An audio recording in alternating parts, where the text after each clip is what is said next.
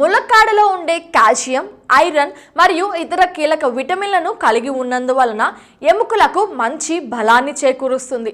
ములక్కాడ రసాన్ని లేదా పాలతో తీసుకోవడం వలన ఎముకలు ఆరోగ్యంగా మెరుగుపడటమే కాకుండా చిన్నపిల్లలలో ఎముకలు బలంగా మారుతాయి. ములక్కాడలు రక్తాన్ని శుభ్రపరచడమే కాకుండా బలమైన యాంటీబయాటిక్ గుణాలను కలిగి ఉంటాయి.